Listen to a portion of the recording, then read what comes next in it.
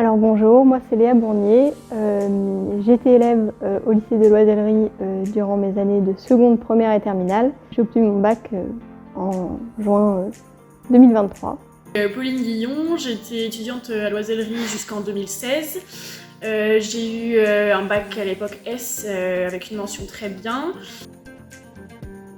J'ai intégré VetAgroSup, l'école vétérinaire de Lyon via le concours post-bac en septembre. Cette première année à l'école Veto, c'est une année qui est exigeante, que ce soit par la quantité de travail et la qualité de travail demandée. Mais c'est une immense opportunité de pouvoir déjà être au sein de l'école et donc d'être assuré de pouvoir devenir vétérinaire à la fin du cursus. Je suis rentrée ensuite en prépa BCPST à Tours pour préparer le concours A Agro-Veto.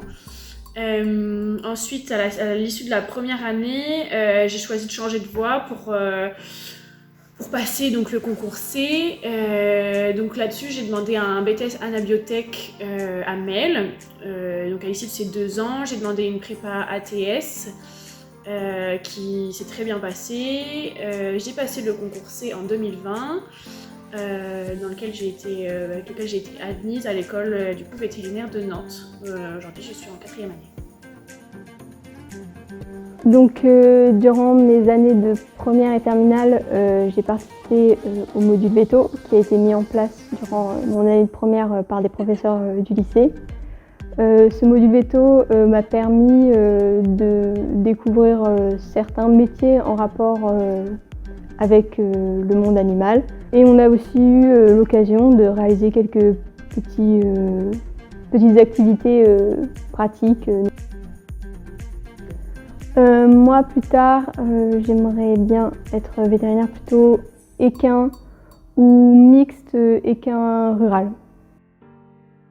En intégrant une école vétérinaire via la voie post-bac, on réduit la durée des études à 6 ans. Et durant la formation vétérinaire, on a plusieurs stages à effectuer. Donc là, je suis en 4e année, c'est la dernière année de cours. Ensuite, il y a une année, la 5e année, c'est une année toute clinique. Donc on fait des rotations dans les différents services, donc service médecine des animaux de compagnie. Ensuite, on a la médecine des animaux d'élevage, donc ça c'est la rurale. Et ensuite, on a une rotation en équine. Et donc à l'issue de cette année-là, on a un diplôme d'études fondamentales vétérinaires. Donc là, on a le droit d'exercer, donc d'aller faire les remplacements dans les cabinets, dans les cliniques et d'être rémunéré.